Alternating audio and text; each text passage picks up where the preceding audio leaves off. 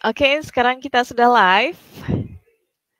Ya, Lisan of Channel kembali lagi siang ini di hari Kamis yang cerah. Hari ini memang langit nggak mendung dan cenderung panas ya. Pak Yadi, halo, apa kabar? Ini sudah live? Hari oke, kelihatannya sedang tidak baik-baik saja nih, tapi tetap bersemangat ya untuk menjadi Iya narasumber ya, pada Alfa kegiatan kita kali ini. Baiklah, daripada halo, lovely people. Ketemu lagi dengan kami, dengan saya sebagai host di Lisan of Channel. Kali ini kita akan ngobrol lagi, masih seputar hukum, dan temanya adalah tentang membangun kesadaran hukum publik, judi online, dan risiko hukumnya. Narasumber yang kita hadirkan saat ini untuk diskusi bersama dengan kita adalah Sudaryadi Alkabumaini, SAG, SHMSI, benar ya gelarnya ya? Atau ada profnya? Sudah lama ini, jangan-jangan udah tambah prof gitu. Benar ya? betul. Gimana kabarnya Pak Yadi? Sehat? Baik, alhamdulillah. Ya, tentunya lovely people sudah kenal karena di tayangan kemarin narasumber yang kita hadirkan juga Pak Sudaryadi Alkabumaini. Masih selalu semangat ya dan penuh penuh antusias ya, tenaga gitu untuk berbagi dengan kita semua. Ya, selanjutnya saya perkenalkan narasumber kita Leni Verina. Biasa dipanggil Cici. Jadi ada Cici, ada Koko. Leni Verina SH. Beliau adalah penyuluh hukum di Badan Pembinaan Hukum Nasional sama dengan Pak Sudaryadi. Dan beliau juga sudah lama menjadi penyuluh hukum dari tahun 2015. Halo Cileni, gimana kabarnya? Halo, selamat siang, lovely people. Selamat siang, terima kasih sudah meluangkan waktunya ini untuk berdiskusi bersama dengan kita. Iya. Ada banyak loh pertanyaan tentang judi online nanti yang akan kita ajukan dan mungkin kalau misalnya ada penonton yang ingin bertanya juga, pastinya narasumber berkenan ya untuk menjawabnya ya. Ya. Karena memang saat ini judi online bukan suatu hal yang sembunyi-sembunyi lagi. Banyak sekali bahkan orang-orang terkenal ya seperti influencer yang juga mendukung melalui iklan-iklan di media sosialnya seperti itu. Bahkan korban-korban dari judi online juga banyak dari mulai masyarakat-masyarakat yang biasa biasa aja, maksudnya dari kalangan ekonomi yang menengah, bahkan ekonomi yang menengah ke atas atau bahkan ekonomi menengah ke bawah seperti itu. Terkait dengan judi online ini, narasumber. Sebenarnya dari perilaku atau tindakan judi online ini, apa saja dampak sosial dan ekonomi yang perlu diketahui masyarakat? Kenapa saya tanyakan ini? Karena memang penting ya masyarakat tahu mengenai dampak sosial dan ekonominya sebelum kita nanti berlanjut kepada dampak hukumnya seperti judul kita ya tentang risiko hukum. Nah ini gimana, silakan narasumber siapa yang mau menjawab nih? Boleh, mungkin saya ya yang akan menjawab duluan mungkin ya, Pak Syedi ya, Silakan. izinkan. Silakan. Baik, terima kasih Mbak Lisa tadi menanggapi pertanyaannya tentang apa saja sih dampak sosial ekonomi dari judi online ya yang perlu diketahui masyarakat. Nah, dampak sosial itu yang perlu diketahui masyarakat itu karena di sini sangat ini sekali ya, sangat masif sekali karena kan judi online itu telah menjadi fenomena yang meresahkan masyarakat nih dengan kemudahan akses melalui perangkat digital. Nah, meskipun sering dianggap sebagai bentuk hiburan, dampaknya itu terhadap kehidupan sosial dan ekonomi itu sangat signifikan. Jadi perlu menjadi perhatian masyarakat luas ini tentang judul ini. Nah, ini dampak sosialnya yang pertama, kehancuran hubungan keluarga. Nah, mungkin kan lovely people dan juga mungkin teman-teman sekalian juga sering mendengar ya karena banyak beritanya. Nah, judi online itu sering menyebabkan konflik dalam rumah tangga. Ketergantungan pada judi itu jadi dapat membuat seseorang tuh mengabaikan tanggung jawab keluarga gitu, baik secara emosional maupun finansial. Nah, yang ujung-ujungnya itu berujung ke perceraian atau perpecahan. Jadi misalnya nih, mungkin dapat gaji yang tadinya harusnya buat keluarga ya, buat anak, buat istri, buat keperluan keluarga, dipakai judi online. Jadi kan istrinya marah mungkin kan. Jadi ya perpecahan keluarga sampai ke perceraian. Mungkin teman-teman atau misalnya di sini mungkin ingat ya kasus yang ada polwan membunuh suaminya itu kan. Nah, itu kasus judul ya, gara-gara dapat THR atau gaji ke-14 gitu kan, nggak dikasih atau tinggal 500.000 lagi uangnya. Nah, saking emosi istrinya, mungkin tadinya dia udah mau dipakai buat apa, buat ini, tinggal 500.000, ya emosi lah. Nah, seperti itu. Nah, yang kedua, peningkatan masalah kesehatan mental. Nah, ketergantungan pada judi online itu, ini sering dikaitkan juga nih dengan stres, kecemasan, dan depresi. Misalnya kan, aduh nggak mampu nih buat bayar utangnya, utang judi gitu ya. Nah, itu kan dapat mendorong seorang individu itu mengalami kondisi mental yang sangat buruk hingga sampai resiko bunuh diri loh, lovely people, seperti itu. Nah, yang ketiganya itu jadi maraknya tindak kejahatan. Nah, kebutuhan mendesak untuk misalnya mendapatkan uang nih buat berjudi lagi. Nah, karena misalnya apalagi kalau dia kalah nih misalnya judinya kan.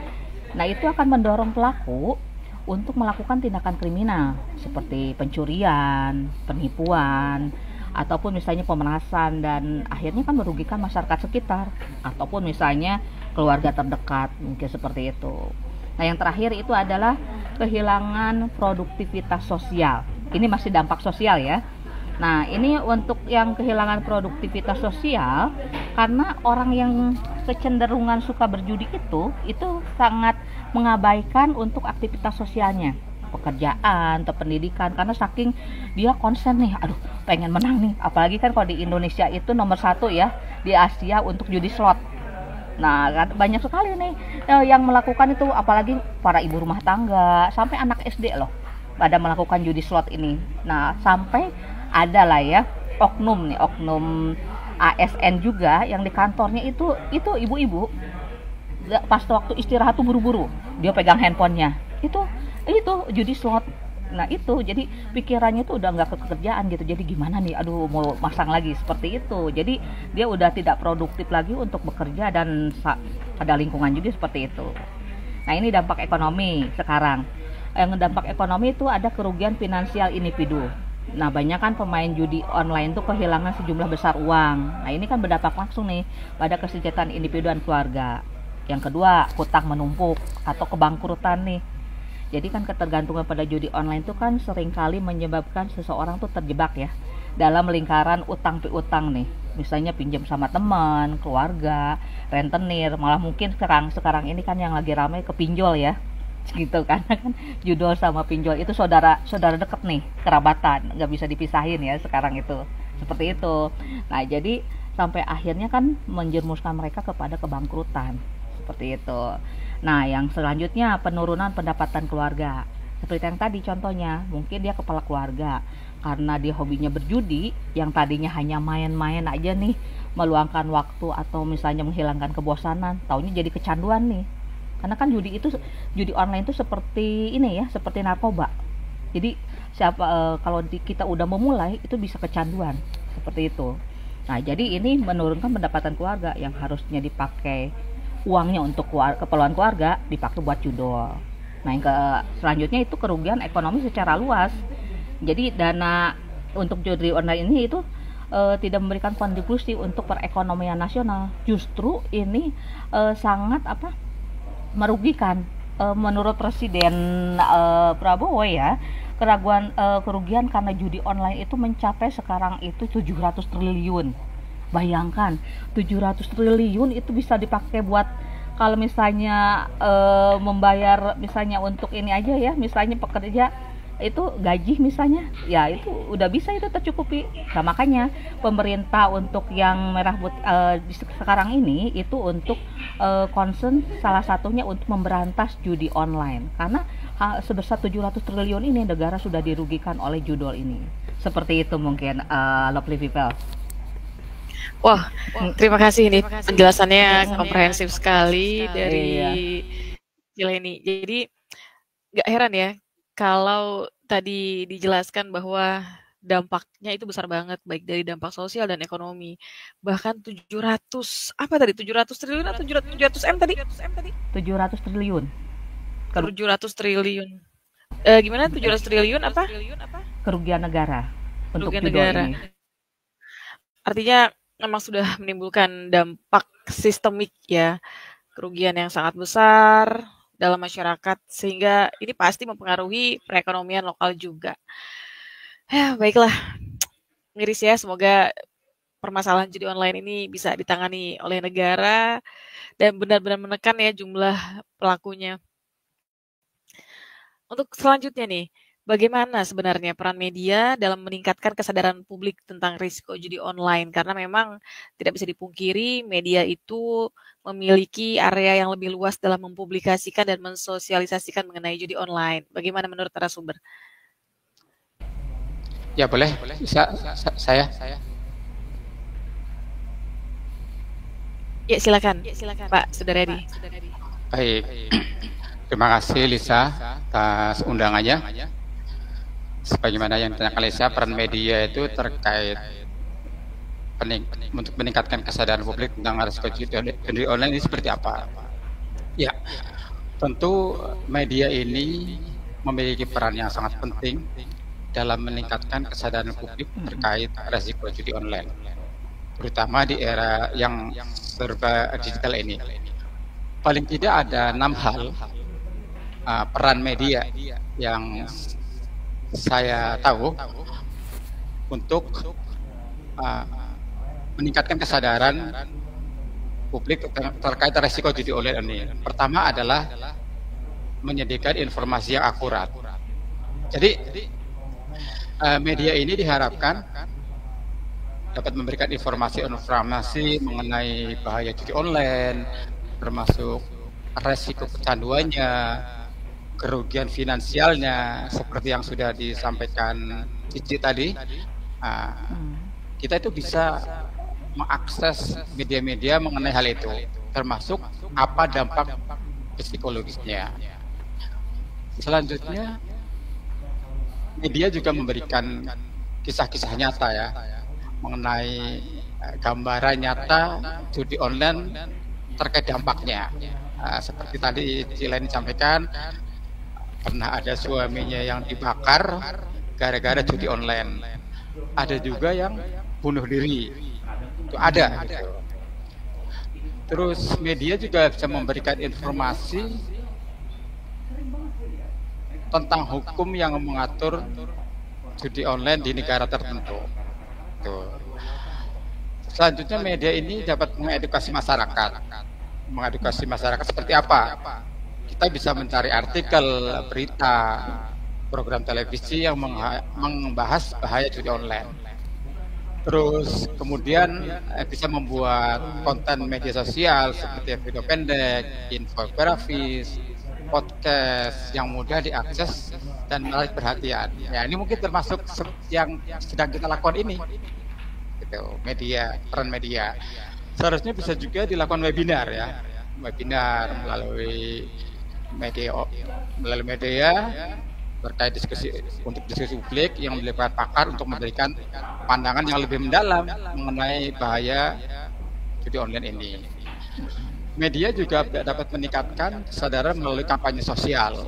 Ya, kita bisa membuat slogan iklan anti judi online melalui radio, melalui TV, atau melalui platform digital lainnya. Terus kemudian bisa kerjasama nih dengan influencer atau figur publik untuk menyebarkan pesan bahaya-bahaya judi online. Nah, media itu juga dapat membantu penegakan hukum terkait judi online ini. Kita ini bisa melaporkan jika ada tindakan hukum terhadap pelaku judi online. Yang kedua, juga dapat membantu menyebarluaskan laporan bagi masyarakat untuk melaporkan aktivitas judi online ini. Nah, yang nomor 5 nih, itu dapat meningkatkan literasi digital, di mana Media ini dapat mendidik masyarakat mengenali dan menghindari situs-situs atau aplikasi judi online. Yang terakhir, atau nomor 6, tetap korban juga harus didukung ya. Melalui media kita bisa menggalang dukungan terhadap korban. Korban ini bisa mencari melalui media mengenai pusat-pusat rehabilitasi atau layanan konseling lainnya. Juga bisa mencari informasi untuk membuka ruang publik mendukung pemulihan korban. Kira-kira seperti itu, Lisa, beberapa peran media. Cukup lengkap ya, cukup banyak gitu ya. Jadi cukup bagus juga gitu. Jadi dari mulai melaporkan pelaku sampai korbannya, korban juga bisa mencari akses, mencari informasi mengenai rehabilitasinya. Ya, itu dulu Lisa. Baik. Terima kasih Pak Yadi. Jadi dari banyak sekali manfaat yang bisa dilakukan oleh media terhadap upaya pencegahan judi online atau menekan jumlah korban akibat judi online ya. Pemerintah memang seharusnya melibatkan media secara masif juga, tidak hanya bergerak sendiri melalui Kominfo ataupun dari pihak-pihak negeri lainnya ya, seperti mungkin kita penyuluh hukum, tapi juga melibatkan media-media swasta maupun media-media lainnya ya untuk membantu mencegah judi online tersebut. Wow, terima kasih sekali. Narasumber di sini kira-kira melihat tidak ada penampakan yang nongol ini di samping? Ada yang masuk stage kita munculkan, nanti kita tutup lagi sebentar. Boleh. Kok muncul ya? Kita keluarin aja ya. Iya ya, keluar. Itu minggu depan. Ini narasumber minggu depan nih. Bang, ini join di itu dong, Listen of Channel. Tolong di-share dong linknya Listen of Channel. Oke. Kita keluarin dulu. As you. Yeah, okay. Dia nongol guys. Oke. Dia nongol tiba-tiba aja. Nah, untuk pertanyaan selanjutnya nih. Kalau tadi kita bicara mengenai peran media dan efektivitasnya, bagaimana tentang pendekatan edukatif yang efektif untuk meningkatkan kesadaran masyarakat tentang judi online? Karena kan kalau secara edukatif ini banyak sekali lininya ya, artinya bisa dimanapun selama memiliki unsur-unsur yang edukatif. Silakan, siapa yang mau menjawab nih? Mungkin saya ya. Boleh ya. Silakan. Mas Jadi silakan. Oh iya, sebelumnya itu tadi mungkin Mas Rojak kalau mau gabung mungkin Mbak Lisa bisa di mention di mananya, takutnya kurang. Nah, muncul lagi kan, takutnya tidak tahu beliau di mana untuk gabungnya. Seperti itu ya. Oke, ini mungkin saya jawab dulu ya untuk pertanyaannya ya, intermezzo sedikit tadi. Oke, tadi bagaimana untuk caranya pendekatan edukatif yang efektif ya untuk meningkatkan kesadaran masyarakat ini. Nah, pendekatan edukatif untuk meningkatkan kesadaran masyarakat itu tentang judi online ini kan menjadi tantangan sosial yang memang ya memerlukan pendekatan edukatif yang strategis. Nah, itu untuk meningkatkan kesadaran masyarakat tentang bahayanya dan resikonya.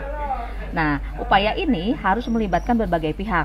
Jadi, mulai dari pemerintah, pendidikan, hingga masyarakat umum. Nah, jadi berikut nih ada pendekatan edukatif apa aja nih yang kira-kira istilahnya efektif ya. Nah, yang pertama mungkin di sini membuat kampanye publik yang intensif dan terarah. Seperti itu. Apa aja tuh kampanye publik yang intensif itu? Seperti misalnya pesan kreatif dan emosional. Contohnya menggunakan kampanye multimedia seperti video, poster, infografis, atau misalnya pesan yang kuat dan emosional nih untuk menunjukkan nih dampak buruk yang judi online itu terhadap keluarga atau misalnya terhadap diri sendiri, seperti itu ya, kesehatan mental dan finansial resikonya. Nah, itu bisa secara masif nih kita ini kan ke ranah publik, seperti tadi melalui pesan-pesannya bisa melalui video, poster atau infografis, seperti itu harus secara masif.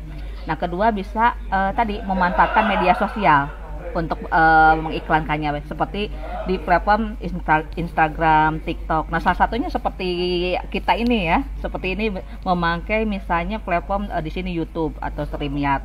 Nah, itu bisa sangat efektif, apalagi ini bisa menjangkau generasi muda yang memang ini dengan konten edukatif yang memang menarik. Nah, itu bisa juga disertai nih misalnya untuk lebih menarik dengan video atau animasi seperti itu. Nah, atau misalnya di sini seperti tadi seperti Mas Yadi katakan dengan pelibatan influencer. Ya, karena kan nah apalagi di negara kita ya, pelibatan influencer ini kan sangat, apalagi kalau mereka bikin vlog atau bikin konten tuh pasti itu banyak sekali nih, apalagi misalnya Instagram ini misalnya selebgram atau misalnya artis gitu kan. Nah, itu bisa dilibatkan, jadi melibatkan tokoh masyarakat, selebriti, nah untuk menyuarakan bahaya judi online untuk dalam sehingga dapat meningkatkan daya tarik pesan kampanye tersebut. Jadi bukan malah mengkampanyekan ya, tapi harus ini kita balik sekarang, bukan mengkampanyekan judi online-nya, tapi bahayanya dan resiko apabila kita melakukan judi online seperti itu. Nah, yang kedua di sini ada edukasi di lingkungan pendidikan, misalnya integrasi dalam kurikulum. Bagus juga nih misalnya apabila memasukkan materi tentang resiko judi online ini ke dalam pendidikan formal. Seperti itu, karena kan ini memang sudah masif sekali ya tentang judi online ini, sampai kan ke anak kecil segala nih, anak SD aja udah main judi gitu loh. Jadi akan sangat bagus sekali misalnya apabila ditambahkan dalam satu kurikulum terbaru misalnya tentang judul ini gitu. Jadi ada mata pelajaran terbaru lah. Nah, kedua di kegiatan ekstrakurikuler juga bisa ditambahkan misalnya tentang bahaya judi online, ditambahkan di sebagai aktivitas misalnya sekolah atau kampus gitu. Nah, yang ketiga ada di literasi misalnya keuangan dan masyarakat. Nah, lalu mungkin sosialisasi melalui komunitas lokal juga bisa seperti itu. Nah, di sini jadi pendekatan edukatif untuk meningkatkan kesadaran masyarakat tentang judi online itu memerlukan strategi yang komprehensif, lovely people. Nah, inovatif dan juga melibatkan berbagai pihak itu dengan kampanye yang terarah, dengan literasi keuangan yang kuat, kolaborasi lintas sektor. Misalnya kalau di sini bisa berarti melibatkan pemerintah ya. Pemerintah bisa di sini Kemdigi ya. Kemdigi, kalau dulu kan Kominfo ya, sekarang Kemdigi. Lalu aparat hukum dan juga di sini keuangan. Kemenkeu. Karena kan kalau secara online kan mereka bisa transfer ya kan, melalui transfer atau itu. Nah, itu kan PPATK bisa memeriksa. Nah, itu kan ini bisa tiga lintas sektoral. Bisa pemerintah itu bisa misalnya tadi ya Komdigi, lalu misalnya tadi yang kedua aparat penegak hukum atau Kemenkeu gitu kan. Nah, itu bisa berkolaborasi nih seperti itu untuk mencegah judi online ini. Nah, langkah-langkah ini tidak hanya bisa melindungi individu, tapi juga kan bisa memperkuat fondasi sosial dan ekonomi bangsa. Seperti itu, lovely people. Mungkin seperti itu, Mbak Lisa. Ya, menarik sekali apa yang sudah dijelaskan oleh Cik Leni tadi mengenai judi online yang masuk sampai ke dalam kurikulum bahkan hingga tingkat SD tadi ya, yang disajikan dengan bentuk-bentuk yang sesuai dengan usia mereka ya, animasi dan lain sebagainya. Jadi memang segala aspek perlu ditempuh untuk memberantas judi online ini ya, lovely people. Dan saya sepakat dengan kedua narasumber di sini bahwa memang terkait judi online ini perlu disosialisasikan secara masif melalui media dan juga melalui metode edukatif dalam kurikulum-kurikulum di dunia pendidikan ataupun non formal. Nah, pertanyaan selanjutnya ini kayaknya seru nih yang selanjutnya nih. Tadi terkait dengan perlakuan judi online. Nah, kan kalau media itu tidak hanya bisa untuk melakukan pencegahan ya, tapi kadang media melakukan anomali-anomali ya melalui artisnya atau influencer atau pihak-pihak yang memang terkenal gitu ya untuk menyebarkan judi online. Seperti yang lagi viral itu tentang satbor itu ya, satbor. Nah, pertanyaannya adalah bagaimana sanksi atau perlakuan hukum bagi artis atau influencer atau pihak yang menyebarkan judi online? Silakan.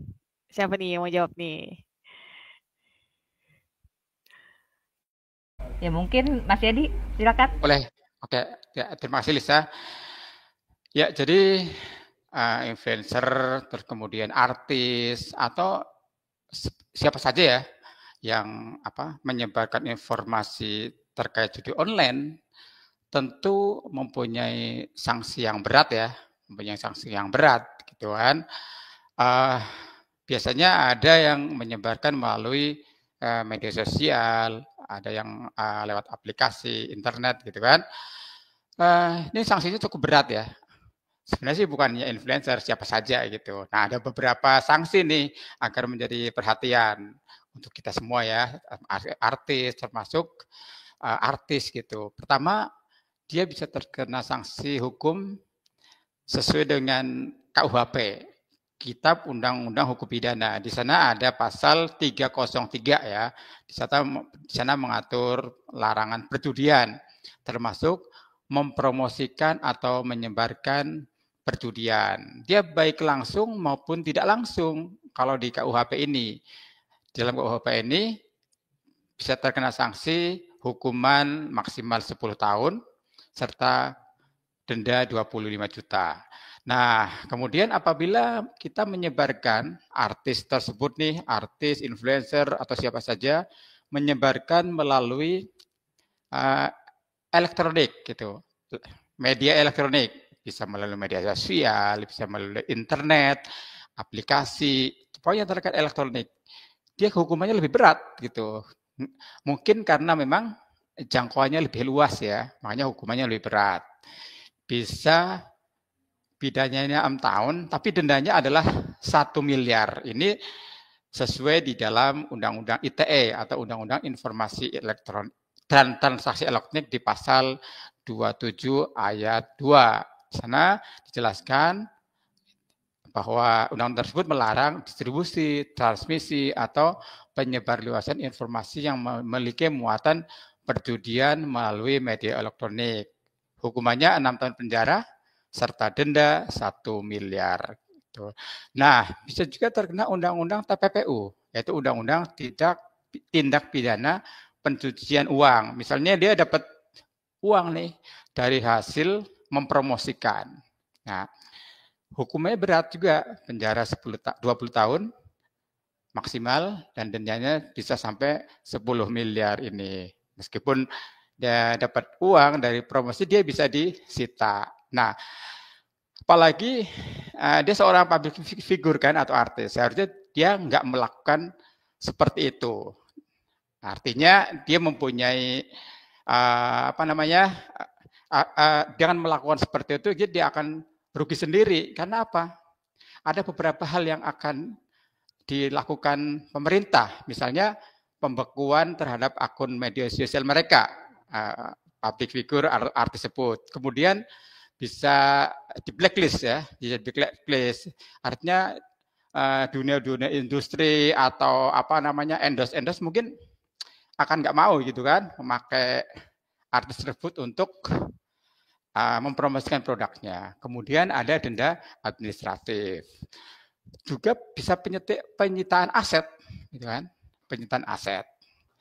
Nah, maka dari itu pemerintah dalam hal ini harus mempunyai peran juga, bisa memblokir aksesnya, terus kemudian bekerjasama dengan platform berkolaborasi untuk menghapus konten promosi judi tersebut. Nah, ini sanksi sosialnya nih terhadap influencer, artis yang mempromosikan judi online, bisa kehilangan kepercayaan masyarakat, bisa berkurang tawaran kerja di dunia hiburan, atau dia akan bisa mendapatkan pengaruh stigma yang negatif terhadap karir mereka. Kira-kira itu Lisa. Jadi influencer, artis atau siapa saja yang menyebarkan muatan judi online tersebut, dia akan mendapatkan beberapa sanksi. Ada sanksi pidana, ada sanksi denda, juga hukuman administratif yang berat. Belum termasuk sanksi sosial. Gitu kira-kira Lisa. Ya, sanksinya ternyata memang banyak ya, dan sanksi sosial itu memang cukup bisa menekan mental juga ya. Memang harusnya masyarakat peka terhadap hal itu ya, tidak permisif terhadap adanya judi online. Memang harus diberikan sanksi sosial ya, karena korbannya itu Betul, nggak betul. main-main, banyak banget tadi sampai yang Cileni Ya, bilang tadi ya, ada yang bakar suami gitu kan gara-gara judi online. Itu kan berarti kan memang wow. Nah, ya, ini ada pertanyaan nih dari Sabda Hukum. Apakah sanksi bagi penyebar judi online mutlak berakhir di penjara? Apakah bisa menggunakan restoratif justice? Oh, ini maksudnya gimana nih? Perlu dijelaskan juga ini maksudnya restoratif justice. Kenapa bisa dikaitkan dengan judi online dan apakah bisa? Silakan siapa yang mau menjawab ini? silakan. Mungkin boleh. Oh, Mas Jadi boleh Silakan, lagi. silakan sih. Boleh. Ini kalau boleh tahu, oh mungkin ada yang ini ya, ada yang bertanya. Boleh. Nah, mungkin di sini untuk jawabannya kan untuk sanksi bagi penyebar judi online itu kan tidak selalu harus berakhir di penjara ya. Nah, itu tergantung pada sifat kasusnya, kerugian yang ditimbulkan, serta pendekatan hukum apa yang diterapkan. Nah, terus dalam hukum pidana Indonesia, tindak pidana judol itu diatur dalam pasal 303 dan pasal 303 bis Kitab Undang-Undang Hukum Pidana atau KUHP terbaru ya. Nah, itu yang mengancam pelaku dengan hukuman penjara atau denda. Selain itu, Undang-Undang ITE juga dapat digunakan jika judi online itu dilakukan, namanya judol atau pasti ini terlibat nih ya ITE karena kan online seperti itu. Namun, ini ada juga pendekatan restoratif justice itu bisa digunakan. Seperti tadi kan pertanyaannya apakah boleh dengan restoratif justice? Itu boleh, bisa digunakan. Itu memungkinkan sebagai alternatif penyelesaian kasus tertentu tapinya. Nah, itu dengan tujuan untuk memulihkan kerugian atau dampak yang ditimbulkan ya, tanpa harus menjatuhkan sanksi penjara. Asalkan memenuhi syarat nih. Restoratif itu bisa diterapkan asalkan memenuhi syarat. Nah, itu yang pertama, pelaku bukan residivis. Nah, itu jadi tidak memiliki riwayat kejahatan sebelumnya ya. Yang kedua, kerugian yang ditimbulkan itu masih dapat diperbaiki. Contoh, mengembalikan uang hasil perjudian kepada korban. Nah, ketiga, terdapat kesepakatan nih antara kedua belah pihak, antara pelaku dan korban. Misalnya korban menyetujui nih penyelesaian di luar pengadilan. Kalau misalnya si korban enggak setuju, meskipun misalnya tetap mau dilakukan restoratif justice, itu tidak bisa. Seperti itu, karena restoratif justice itu baru bisa dilakukan, baru boleh itu berhasil itu kalau ada kesepakatan kedua belah pihak, terutama si pihak korban. Nah, jadi kejahatan seperti judi online ini sering dianggap itu sebagai delik umum biasanya ya. Nah, artinya itu dampaknya itu dapat meluas ke masyarakat, seperti bisa meningkatkan angka kriminalitas dan kerugian sosial ekonomi. Karena itu banyak aparat hukum itu cenderung menghindari untuk menggunakan cara restoratif justice. Apalagi kan sekarang ini negara aja udah rugi 700 triliun nih akibat judi online ini ya. Nah, itu penegak hukum itu akan cenderung menghindari gitu, karena sekarang concernnya untuk memberantas judi online seperti itu. Nah, solusi restoratif justice ini bisa dipertimbangkan untuk pelaku tingkat bawah ya, seperti apa nih, individu yang misalnya kurir atau admin kecil ya, asalkan misalnya mereka mengakui kesalahan dan berkomitmen untuk berhenti. Lalu yang kedua bisa bekerja sama, dan yang ketiga melakukan tindakan pemulihan seperti itu. Jadi untuk sanksi penjara itu tidak selalu menjadi satu-satunya pilihan bagi penyebar judi online, tetapi penerapan restoratif justice ini nih memerlukan tindakan kehati-hatian ya, karena tindak pidana ini bisa berdampak luas dan melibatkan jaringan terorganisir. Jadi ibaratnya kayak misalnya diputus satu, diberantas satu, tumbuh 1000. Seperti itu, lovely people. Nah, jadi keputusan untuk menggunakan pendekatan restoratif justice ini bergantung jadi kasus per kasus, dan dengan mempertimbangkan dampak pada masyarakat luas. Apalagi ini judi online ini banyak sekali untuk korbannya itu masyarakat kecil. Seperti itu, sampai mereka ada yang sampai tadi ya bunuh diri. Karena untuk masyarakat misalnya yang golongan menengah ke atas itu mereka melakukan judi online itu hanya untuk istilahnya menghilangkan kebosanan. seperti itu. Jadi kalaupun misalnya mereka ya udah rugi cuman segitu, kalau rakyat kecil itu mereka bermimpi, berangan-angan, aduh saya bisa kaya nih instan, padahal kan tidak ada dari sananya ya, kaya akan dari berjudi gitu. Karena judi online ini tuh itu sudah diatur tuh, sudah disetting gitu, tidak ada beda dengan permainan kartu ya. Kalau kartu mungkin ini ya kelihatan. Nah kalau judi online itu udah disetting itu untuk siapa yang bisa menang, siapa yang kalah, seperti itu. Jadi istilahnya menjual angan-angan, hanya menjual mimpi. Nah seperti itu mungkin lovely people. Mbak Lisa, terima kasih. Wah, jawabannya keren. Jadi memang bisa dengan cara lain sanksinya ya. Jadi itu adalah cara yang adil untuk ditempuh mungkin ya, karena tadi yang terlibat judi online ada juga dari masyarakat yang kelas bawah ya, menengah ke bawah. Mati 1 tumbuh 1000, tapi tidak dengan judi online ya tentunya ya. Pepatah itu nggak boleh untuk judi online. Ya terima kasih. Ada tambahan untuk jawaban ini dari Pak Yadi? Ya, jawabannya cukup lengkap ya. Saya juga sepakat ya dengan jawabannya. Mungkin memungkinkan sih. Kalau mungkin saya menambahin memungkinkan. Kalau memang bisa diidentifikasi ya pelaku oleh korban ya, pelaku dan korban bisa diidentifikasi. Terus kemudian saya kira sih memungkinkan kalau itu memang bisa itu. Nah sekarang kan kalau judi online kan apalagi yang melibat kerugian sangat besar kan akan susah itu. Paling itu sih tambahnya ya, biar saya nggak tumpang tindih jawabannya. Intinya kalau bisa diidentifikasi, bisa mengganti kerugian sih, ya bisa-bisa saja lah saya pikir gitu. Baik, semoga menjawab ya untuk tadi Sabda Hukum yang sudah bertanya. Terima kasih. Untuk selanjutnya nih, sebagai penyuluh hukum tentunya tidak asing dengan yang namanya metode PK, pendekatan PK ya, persuasif, edukatif, komunikatif, dan A-nya itu apa ya? Adaptif, apa? Akomodatif. Nah, jadi bagaimana sebenarnya pemanfaatan metode atau pendekatan PK tersebut dalam pencegahan merebaknya judi online? Kemudian mungkin bisa juga ya disertakan dengan contohnya seperti apa. Dan mungkin dari pendekatan tersebut dari 4 tadi ya, PK ya, PEKA, mana nih yang paling efektif untuk dilakukan? Silakan. Siapa nih yang akan menjawabnya? Mungkin Mas Edi atau saya? Silakan, Cila nih. Oh ya boleh. Boleh ya sayangnya. Mungkin jangan bosan ya lovely people. Ya ini kita sharing aja kan di sini ya semuanya. Nah di sini untuk pemanfaatan metode PK ini itu kan PK itu dalam Permenkumham itu tentang pola penyuluhan hukum. Siapa tahu kan ini ada lovely people yang misalnya bukan dari Kementerian Hukum ya yang nontonnya, atau bukan dari penyuluh hukum. Jadi apa sih itu PK kali gitu kan. Nah jadi PK ini singkat itu adalah kepanjangan dari partisipat. Tadi untuk PK-nya itu persuasif, edukatif, komunikatif, dan akomodatif ya.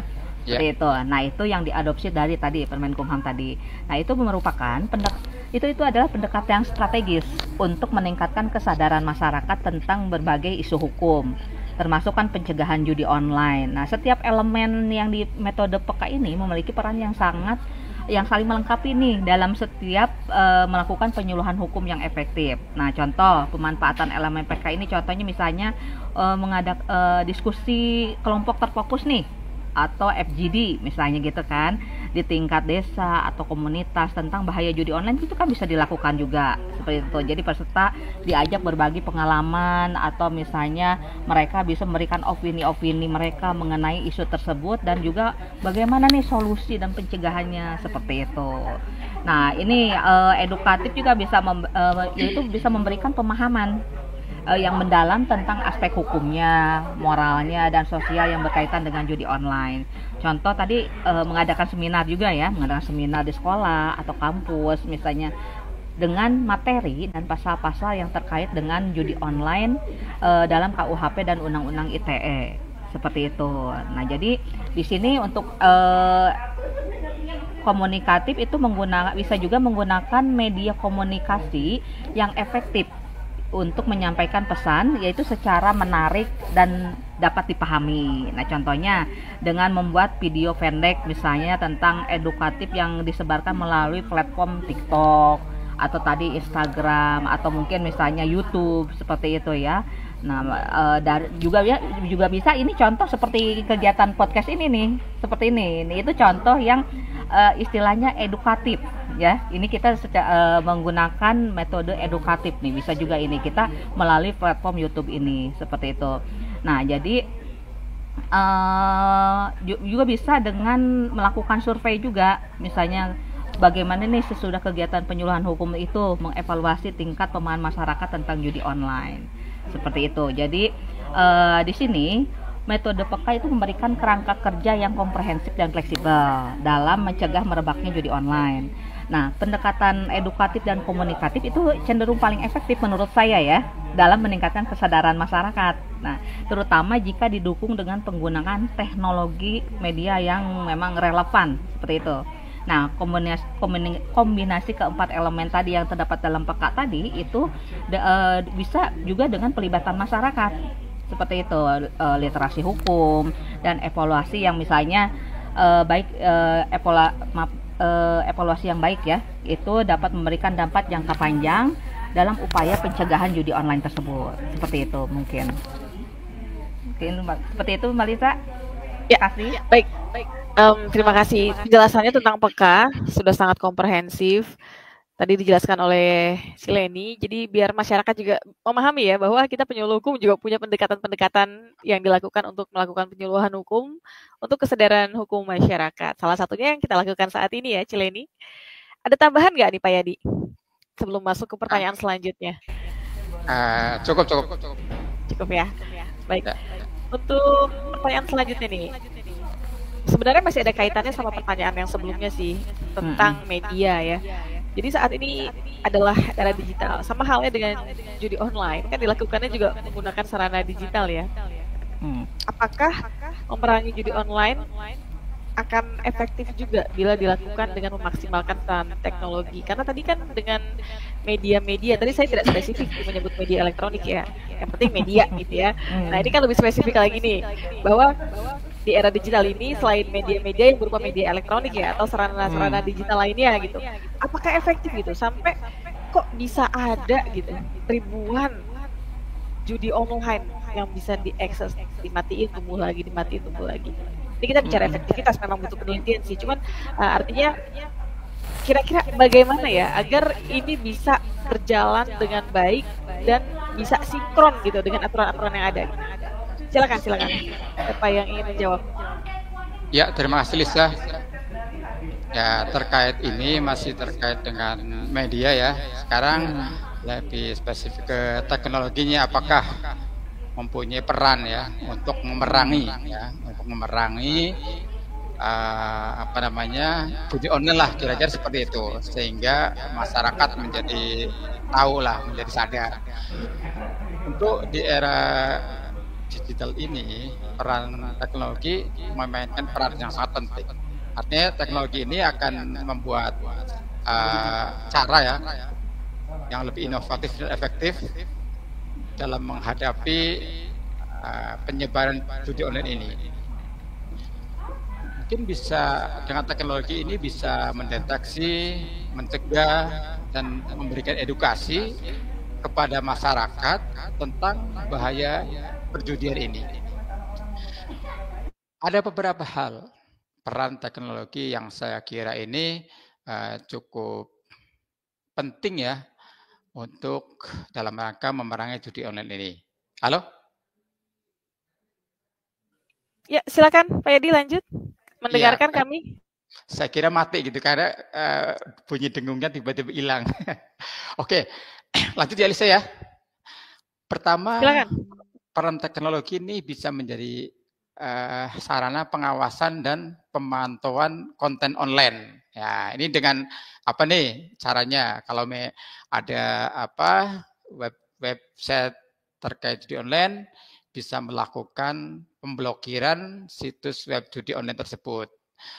Kemudian melalui pengawasan ini juga bisa memantau seluruh media sosial yang ada, gitu kan? Karena memang penyebaran judi online ini banyak melalui media sosial. Di Indonesia ini sudah sangat banyak ya media sosial yang sering untuk menyebarkan judi online tersebut. Nah ini peran teknologi bisa memantau. Mungkin dari siapa ya? Kementerian apa ya? Komdigi atau apa ya? Ini misalnya gitu ya. Jadi memantau media-media sosial yang menyebarkan judi online ini. Selanjutnya peran teknologi ini juga bisa mengedukasi masyarakat melalui aplikasi gitu kan, aplikasi bisa ada bentuk aplikasi anti judi gitu kan. Jadi teknologi ini dapat digunakan untuk di dalam handphone misalkan kita memberikan informasi tentang bahaya judi online, kemudian cara melindungi diri dari judi online, serta bagaimana cara meminta bantuan jika terjebak dalam judi online ini. Kemudian ada namanya teknologi itu ada nama platform e-learning. Nah, di sini kan ada macam-macam nih kan. Ada kursus online, gitu kan, webinar, modul edukasi yang banyak mengajarkan mengenai resiko judi online ini di dalam dampaknya dalam kehidupan serta bagaimana cara menghindarinya. Kemudian peran teknologi yang lain adalah pemanfaatan media sosial untuk kampanye kesadaran. Pertama, bisa melakukan melalui kampanye kesadaran digital gitu kan. Terus banyak media sosial ini bisa dipakai untuk menjalankan kampanye kesadaran tentang bahaya judi online. Bisa membuat video edukatif, infografis, serta pesan-pesan yang lainnya.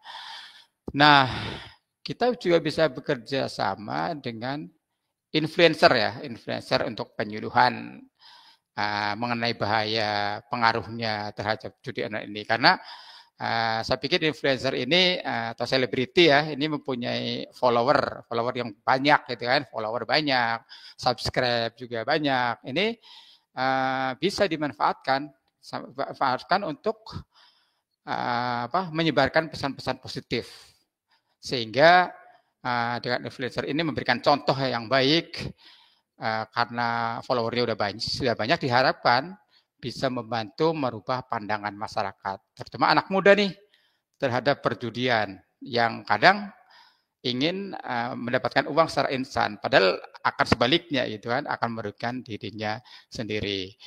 Nah, yang selanjutnya adalah teknologi ini bisa untuk mencegah dan perlindungan pengguna.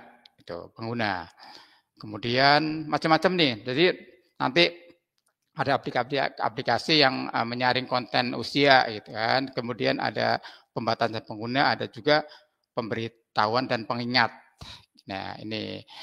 Terus kemudian membuat deteksi ya atau rehabilitasi terhadap kecanduan judi online. Ada aplikasi seperti aspek konseling. Ini kan artinya teknologi ini berperan ke sana gitu, membuat aplikasi konseling, terus kemudian dan rehabilitasi. Terus kemudian ada juga platform rehabilitasi online. Nah, yang terakhir nih, adanya regulasi dan pengawasan yang berbasis teknologi. Jadi seperti ada suatu sistem lisensi digital gitu kan. Jadi teknologi ini memungkinkan pengawasan yang lebih efektif terhadap platform judi online dengan menggunakan sistem lisensi digital yang dapat melacak dan mengidentifikasi apakah situs judi tersebut sah atau ilegal gitu. Nah, yang terakhir adalah pemantauan terhadap situs judi tersebut gitu. Ya kira-kira gitu, Lisa, peran teknologi yang cukup penting ya, cukup banyak ya. Meskipun seperti itu, tetap aja judi online masih banyak tersebar. Tapi tetap ya, jadi melalui pemerintah, judi online, fungsi teknologi itu sangat penting untuk mengurangi penyebaran judi online, mengawasi, memantau, dan kemudian memberikan sanksi. Ya kira-kira itu. Baik, tadi Pak Yadi sempat menyebutkan bahwa ada platform rehabilitasi online ya untuk penanganan judi online. Itu maksudnya platform seperti apa ya Pak? Sebagai informasi juga ini buat lovely people. Iya, ini mungkin semacam aplikasi itu, Lisa. Oke. Ya, mungkin semacam aplikasi ya. Di situ ini bayangan saya sih semacam aplikasi, dan ini mungkin kita juga belum tahu persis menunya seperti apa, tapi kan ada aplikasi-aplikasi yang misalkan orang akan merehabilitasi dirinya gitu kan, mencari aplikasi, coba dicari ada namanya rehabilitasi online gitu. Oke. Sudah ada ya Pak? Artinya aplikasinya memang sudah ada ya, dan bisa diakses Ya, oleh sudah semua ada. orang ya. Sudah Ya, ada. sudah Nanti kita ada, bisa ya. cari ya, Lovely Ya. People, bahwa saat ini sudah ada platform untuk melakukan rehabilitasi online atas kecanduan judi online gitu. Ya. Karena kan kalau udah kecanduan butuh direhabilitasi. Nah, ini untuk Cileni dan Pak Yadi ada pertanyaan dari Vera Feroza. Bagaimana cara mengadukan judi online? Kalau pelaku judi online adalah anak SMA usia 16 tahun, bagaimana hukumnya? Karena dia sudah bukan anak-anak yang tidak tahu apa-apa. Oh, jadi mungkin dia udah gede gitu kan, nggak tahu apa-apa gimana gitu kan. Sebenarnya kalau di Undang-Undang Perlindungan Anak kan ada batas usia anak ya. Nah, ini gimana nih jawabannya nih? Silakan, siapa yang mau menjawab ini? Mungkin boleh ya saya menjawabnya? Ya, Boleh, silakan. Boleh ya. Karena kan saya sangat concern terhadap perempuan dan anak ya. Gitu. Mungkin ini saya akan coba menjawabnya ya. Untuk Mbak Vera Ferosa ya. Nah, itu bagaimana cara mengadukan judi online kalau pelakunya itu anak 16 tahun ya. Nah, itu yang pertama. Itu bisa itu kalau misalnya untuk yang melibatkan anak 16 tahun itu memerlukan langkah dan pendekatan yang berbeda ya dengan misalnya dengan orang dewasa, karena pelaku itu kan masih di bawah umur itu menurut hukum di Indonesia, karena usia dewasa kita itu adalah menurut undang-undang itu adalah sekitar 18 tahun atau 19 tahun ya sekarang ya. 18 lagi 18 ya, betul 18 tahun. Jadi 16 itu perlindungan anak 18. Betul. Nah, berarti 16 itu belum termasuk dikatakan dewasa, meskipun misalnya mungkin badannya bongsor ya, tinggi gede gitu, tapi tetap menurut hukum di Indonesia itu masih tergolong kategori yang anak, masih anak. Nah, bagaimana ini langkah mengadukan kasus judul ini nih? Nah, yang pertama itu bisa melaporkan ke pihak kepolisian. Jadi adukan kasus ini ke kepolisian terdekat dengan adanya bukti yang cukup, misalnya seperti screenshot atau misalnya rekaman ya pada saat transaksi judi online nih, atau misalnya bukti lainnya misalnya mungkin transfer. Kalau sekarang kan judul itu atau judi slot itu biasanya dia dananya itu top up gitu loh gitu ya. Dan di platform media sosial tuh banyak jadi top up gitu. Nah, mungkin itu kan suka ada tuh transaksinya, itu bisa juga seperti itu disertakan untuk misalnya bukti ke kepolisian. Lalu yang kedua, sampaikan nih pada saat mengadu ke kepolisian itu bahwa si pelaku itu masih 16 tahun usianya, sehingga proses hukumnya itu akan mengikuti mekanisme perlindungan anak.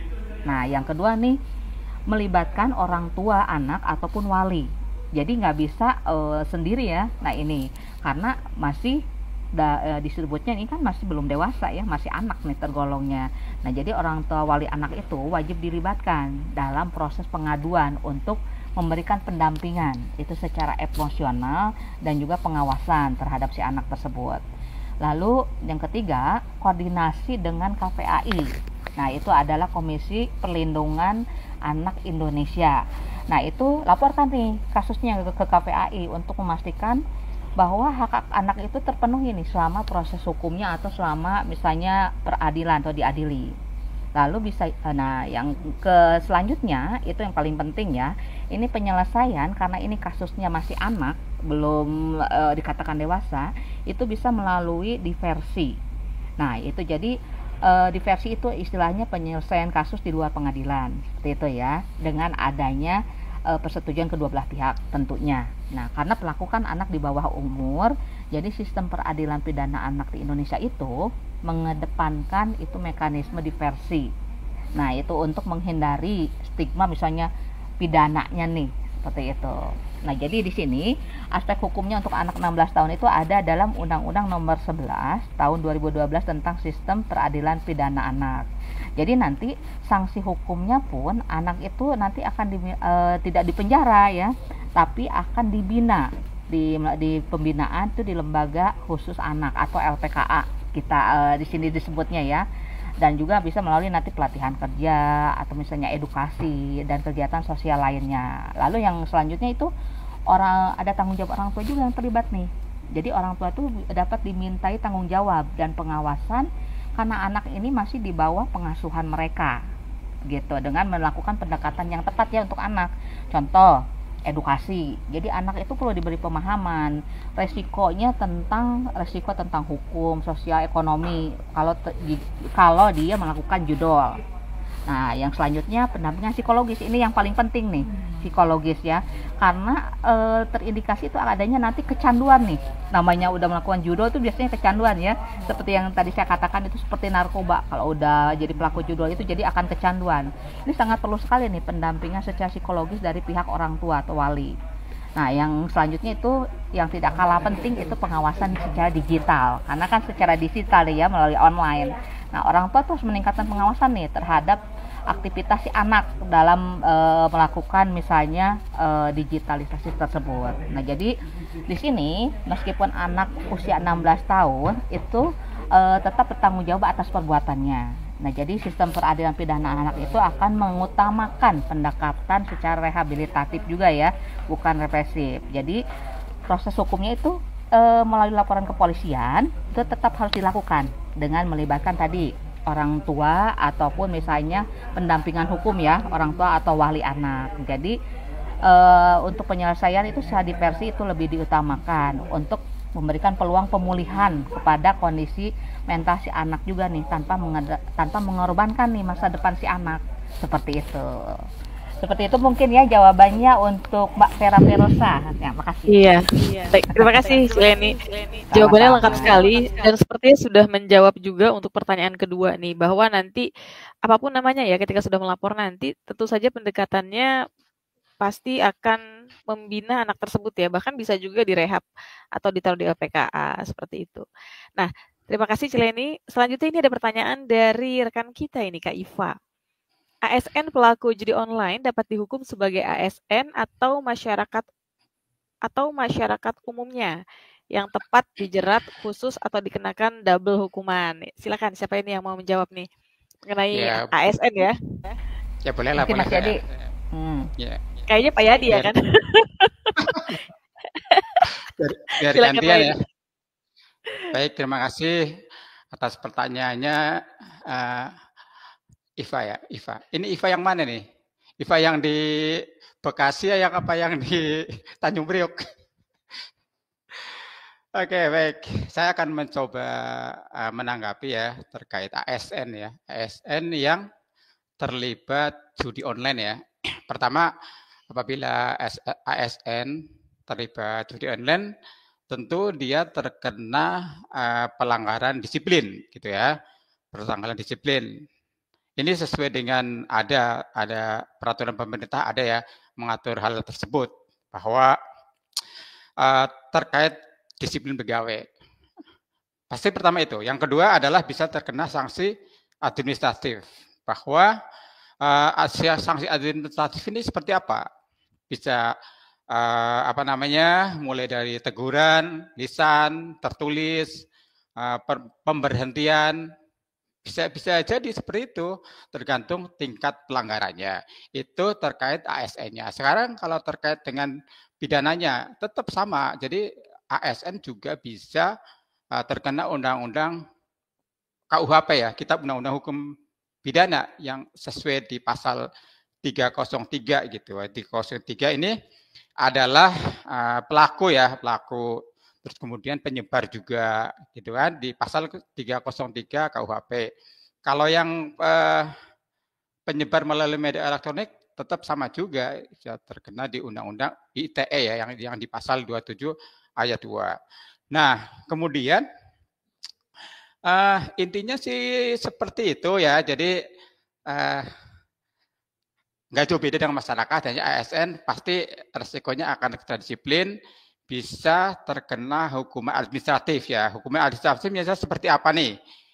Pertama bisa mendapatkan hukum ringan ya. Selain yang KUHP dan ITE ya, KUHP dan ITE itu sama ya, tetap ya sanksi hukumnya 303 di Undang-Undang Informasi dan Elektronik itu di pasal 27 ayat 2 ya, penyebar informasi perjudian juga ada sanksi pidananya dan juga denda.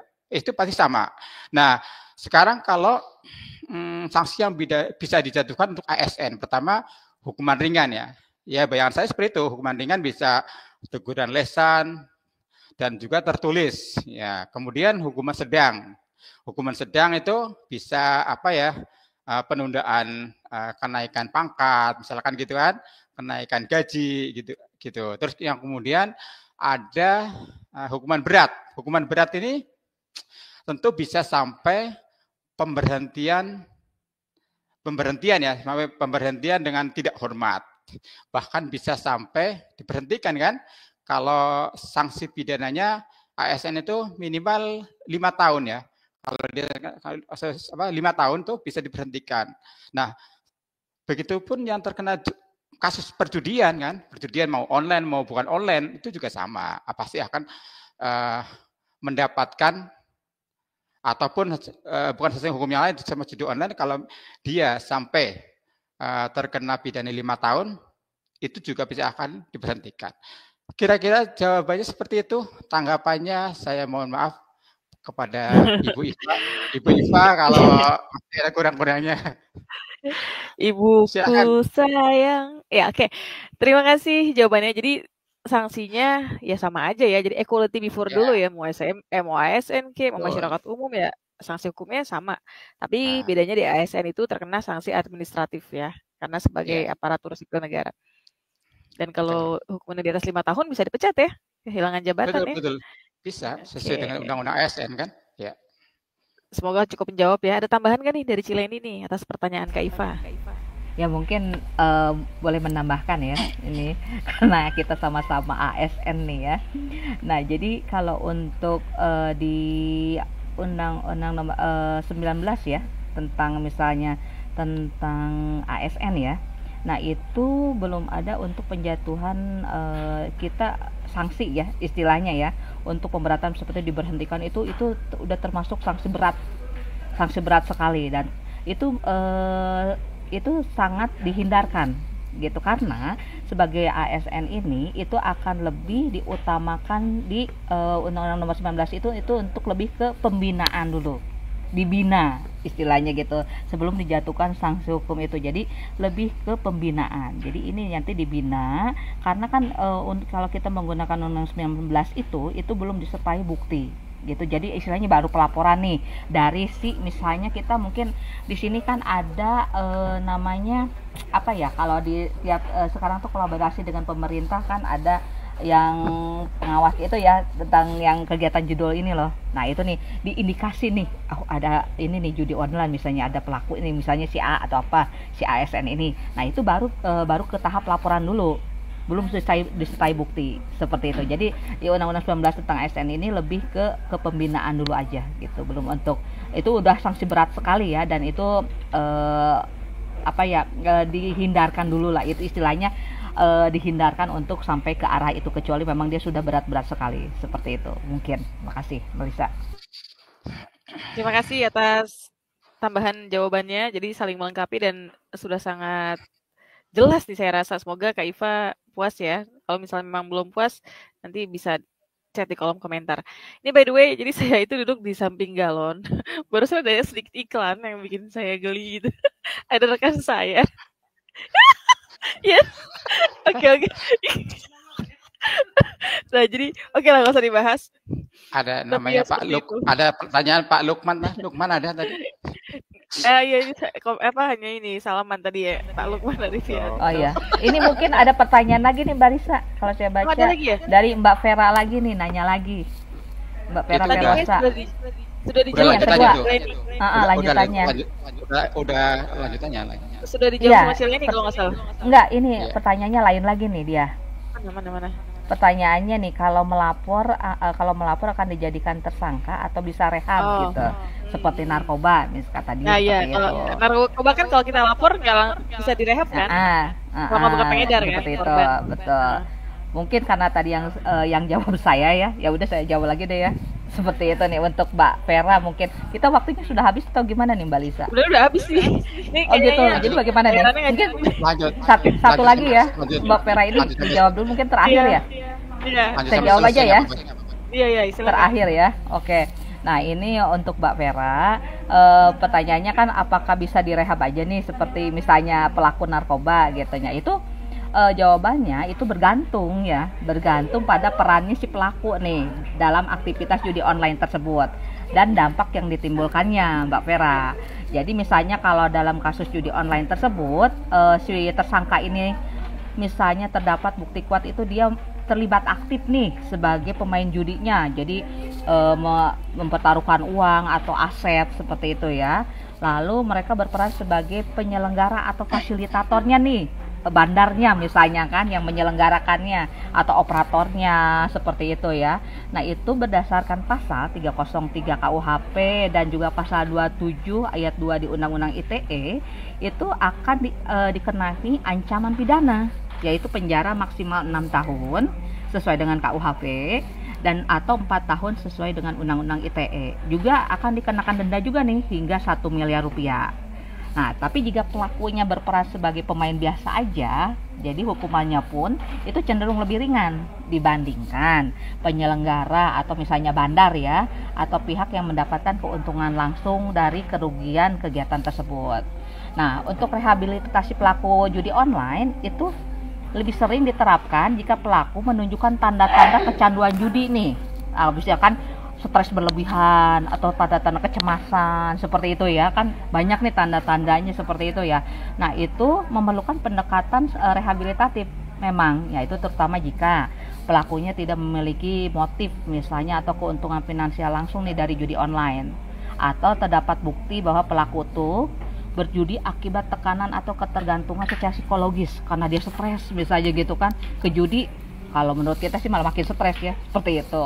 Nah, atau pelaku bersedia nih kerjasama dalam proses hukum. Nah, itu bisa direhabilitasi dengan konseling psikologis seperti itu, atau ada pelatihan keterampilan yang untuk membantu pelaku menghasilkan ada penghasilannya secara sah, atau ada juga nih kegiatan sosial sebagai bentuk tanggung jawab kepada masyarakat seperti untuk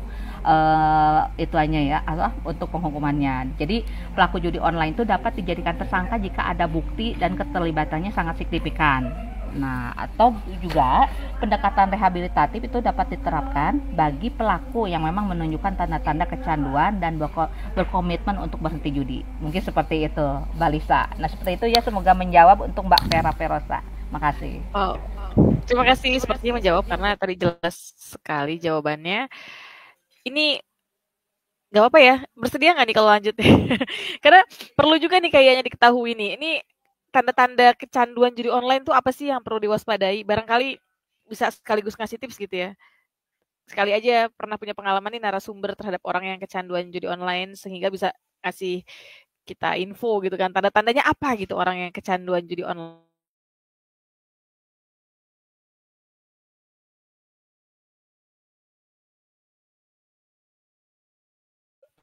Pak Yadi mungkin mau menjawab atau bagaimana?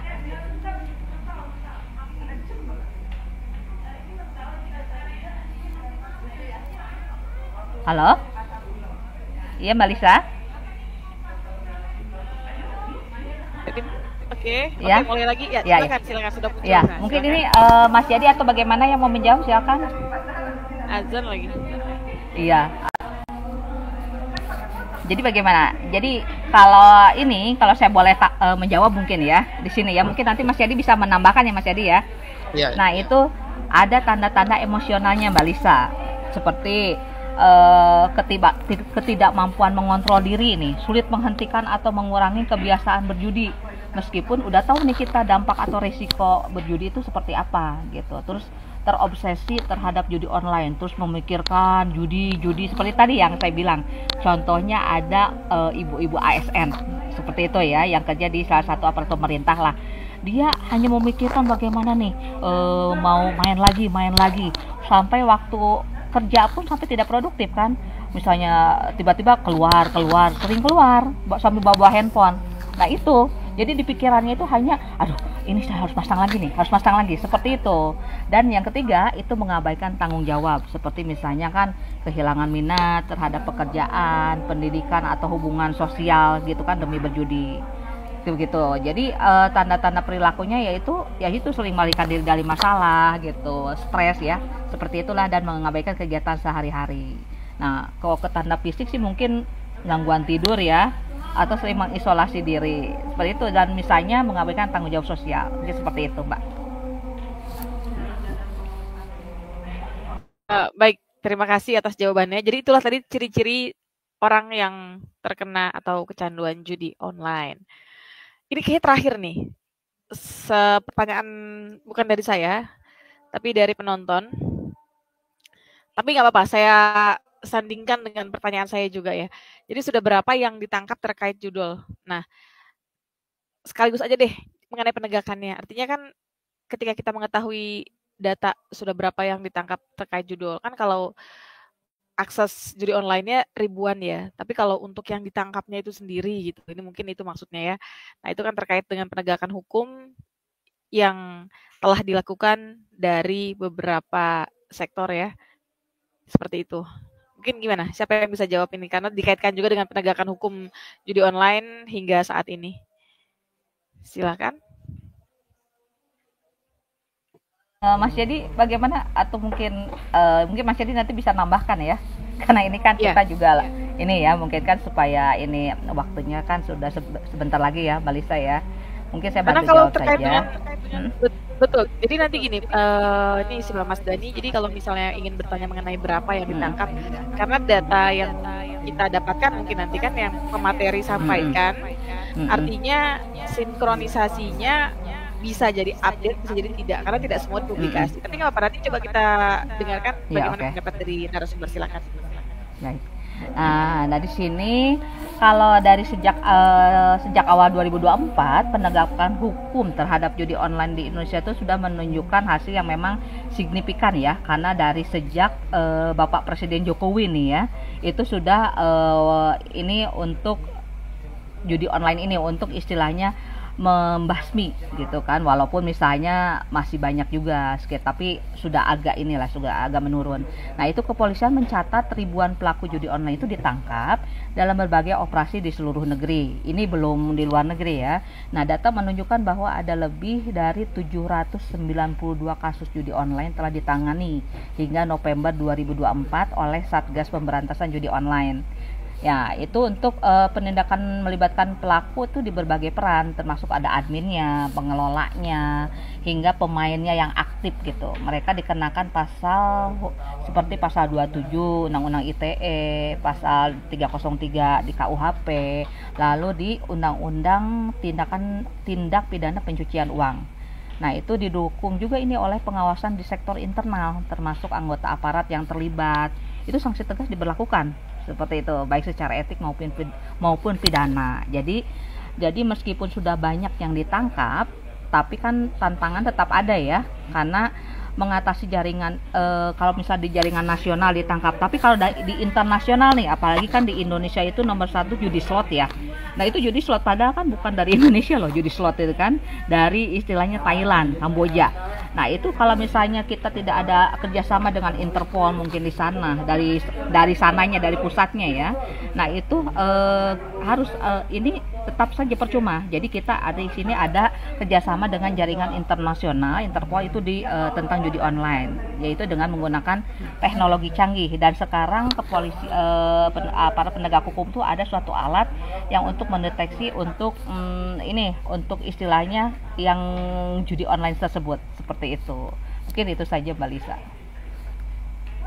Ya, baik, terima kasih. Sebelumnya ini kalau narasumber mau minum silakan loh. Kita kan santai ya. Ayo silakan, pasti aus dong. Udah 1 jam lebih loh. Aku juga mau minum dulu sebentar. Silakan kalau minum. Ini penjelasan narasumber benar-benar luar biasa, ini bagus banget dan sangat jelas ya, komprehensif. Tapi sepertinya ini sudah masuk waktu asar. Silakan Pak Edi kalau mau menambahkan. Ya, boleh nambahin ya. Silakan. Sebelum closing statement ya. Jadi ini upaya-upaya pemerintah ya terkait penegakan hukum. Pertama, regulasinya sudah ada mulai tahun 74. Di sini ada undang-undang terkait tentang penerbitan perjudian. Kemudian ada undang-undang lagi, undang-undang ITE, gitu kan? Undang-undang ITE tahun 2008. Kemudian ini regulasinya juga pemerintah sudah banyak mengeluarkan beberapa website aturan-aturan terkait pemblokiran ya, pemblokiran akses situs web yang terkait dengan judi online. Nah, beberapa hal yang sudah dilakukan nih dari pemerintah. Pertama, tadi yang sudah sampaikan, pemblokiran judi online, situs judi online. Terus dilakukan meskipun bertumbuh ya, ada lagi dihapus lagi. Lebih dari 1.000 yang sudah dihapus. Itu sudah banyak juga. Kemudian penyelidikan dan penindakan oleh polisi. Ini juga sudah dilakukan. Jadi seperti yang ditanyakan ya, emang ini kan seperti yang sudah disampaikan Lisa, apakah datanya valid apa enggak? Saya setuju bahwa memang sudah lebih dari ribuan yang dilakukan penangkapan pelaku atau penyebar dari judi online itu sendiri. Kemudian apa yang lain yang dilakukan pemerintah adalah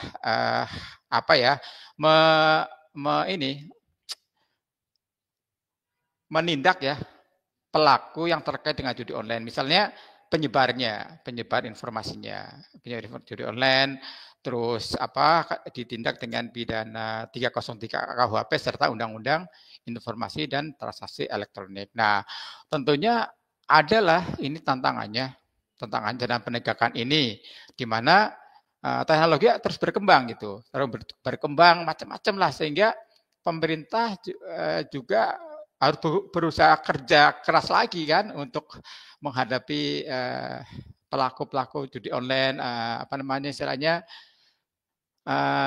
bandar-bandar judi online ini. Kemudian masih ada juga sih sebenarnya kurangnya koordinasi antar instansi. Ini juga menjadi tantangan juga untuk penegakan terkait judi online ini.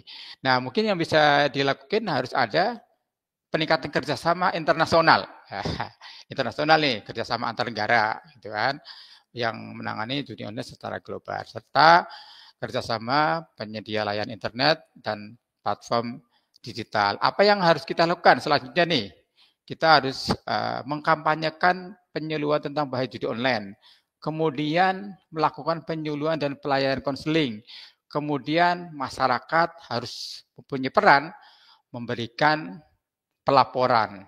Nah, pelaporan jika ditemui ada situs-situs terkait judi online. Dan kemudian terakhir Risa, yaitu pendidikan dan penyuluhan terhadap keluarga. Keluarga kita ini memainkan peran kunci yang sangat penting. Kita itu harus mengedukasi keluarga kita, anak-anak, remaja, terhadap dalam menghadapi resiko judi online ini sendiri. Kira-kira seperti itu, Lisa? Ya, betul. Ternyata perlu juga dilakukan kolaborasi yang efektif ya, betul, atau kerjasama yang berkesinambungan antar para pihak untuk menekan jumlah pelaku judi online ya, atau yang terlibat dengan judi online. Baik itu sektor swasta maupun sektor pemerintah ya, negeri ya, Pak Yadi Cileni ya. Betul. Baik. Rasanya perbincangan kita sudah cukup lama ini. Kalau diterusin bisa sampai jam 12 malam karena nggak ada habisnya bahas judi online. Karena kita masih harus terus berjuang ya kan, harus berjuang untuk menanggulangi, memberantas judi online. Terakhir nih kita butuh statement kayaknya, closing statement untuk mengakhiri perbincangan kita sore hari ini. Dimulai dari yang cewek dulu ya, ladies first, oke? Nggak apa-apa kan? Silakan Cileni. Ya, baik. Terima kasih Lisa. Nah, mungkin di sini closing statement dari saya itu untuk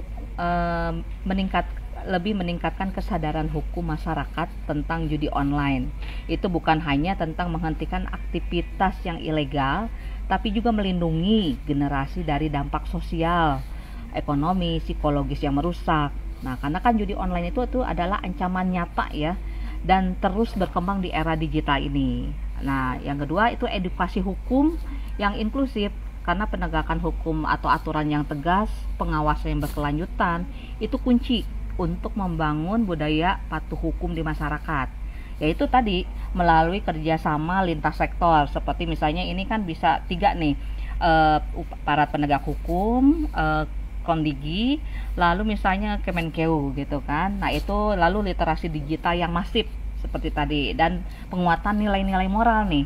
Jadi kita dapat menciptakan ekosistem yang sehat, aman, dan berintegritas. Jadi mari nih bersama-sama menjadi agen perubahan yang mendorong kepatuhan hukum, menolak praktek judi online, dan memperjuangkan masa depan yang lebih baik bagi Indonesia.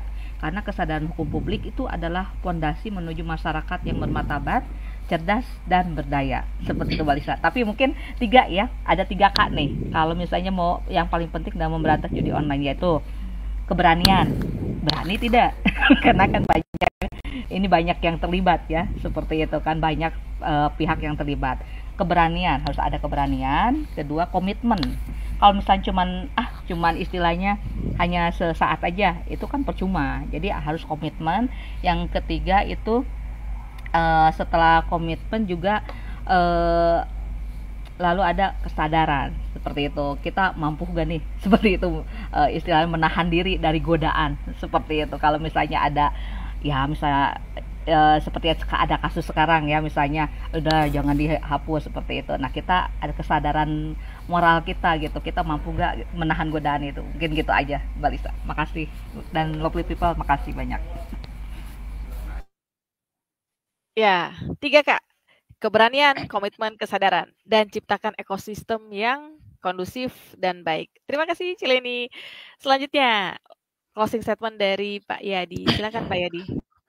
Kalau dari saya, mari kita meningkatkan keimanan dan ketakwaan, dan memberikan keyakinan kepada masyarakat bahwa uang judi adalah haram dan tidak ada yang kaya dari judi gitu. Nah, terakhir pantun Lisa. Boleh ya? Makan bakwan bersama aura kasih. Cukup sekian dan terima kasih. Assalamualaikum warahmatullahi wabarakatuh. Waalaikumsalam warahmatullahi wabarakatuh. Cakep pantunnya. Dari Pak Yadi, meningkatkan keimanan dan ketakwaan. Kalau kita beriman dan bertakwa, otomatis akan ninggalin judi online. Judi online ke laut aja. Oke, terima kasih banyak untuk kedua narasumber kita, Pak Sudaryadi dan Cileni, atas kesempatan kali ini sudah meluangkan waktu untuk kita semua dan berbagi ilmu dan juga menjawab pertanyaan-pertanyaan dari para penonton yang sudah setia dengan tayangan kita kali ini. Jadi, lovely people, mari kita bersama-sama memaksimalkan media yang ada dan juga meningkatkan kesadaran diri sendiri untuk mencegah dan menekan angka terjadinya judi online agar Indonesia menjadi negara yang maju dan juga masyarakatnya menjadi masyarakat yang berdaya, cerdas, dan juga memiliki mental yang sehat. Baik, saya Lisa Noviana undur diri. Sampai jumpa di kesempatan berikutnya. Wassalam. Live ya.